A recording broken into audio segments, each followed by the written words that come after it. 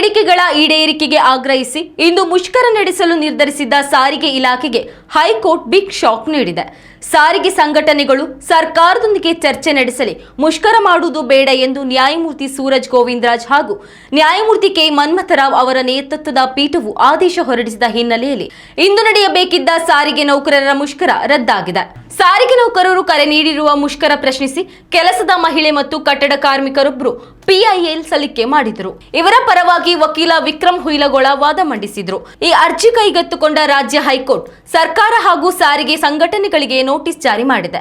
ಅಲ್ಲದೆ ಸರ್ಕಾರ ಹಾಗೂ ಸಾರಿಗೆ ಸಂಘಟನೆಗಳು ಚರ್ಚೆ ನಡೆಸಿ ಈ ವಿಚಾರ ಬಗೆಹರಿಸಿಕೊಳ್ಳಬೇಕು ಎಂದು ಹೇಳಿದೆ. ಕೆಇಎಸ್ಎಂಎ ಅಡಿ ಜನವರಿ 1 ರಿಂದ ಜೂನ್ 30ರವರೆಗೆ ಮುಷ್ಕರ ನಿರ್ಬಂಧಿಸಲಾಗಿದೆ. 2025ರ ಜುಲೈ 18ರ ಕಾರ್ಮಿಕ ಆಯುಕ್ತರ ರಾಜಿ ಸಂಧಾನದ ಪ್ರಕ್ರಿಯೆ ಮುಂದುವರೆದಿದೆ. ರಾಜಿ ಸಂಧಾನದ ಮುಂದಿನ ವಿಚಾರಣೆ ಮೇ 25ಕ್ಕೆ ನಿಗದಿಯಾಗಿದೆ. ಈ ಮಧ್ಯೆ ಮುಷ್ಕರ ನಡೆಸುವುದು ಕಾನೂನು ಬಾಹಿರವಾಗಿದೆ. 14 ದಿನಗಳ ನೋಟಿಸ್ ಬದಲು ಮುಷ್ಕರಕ್ಕೆ 7 ದಿನಗಳ ನೋಟಿಸ್ ನೀಡಲಾಗಿದೆ.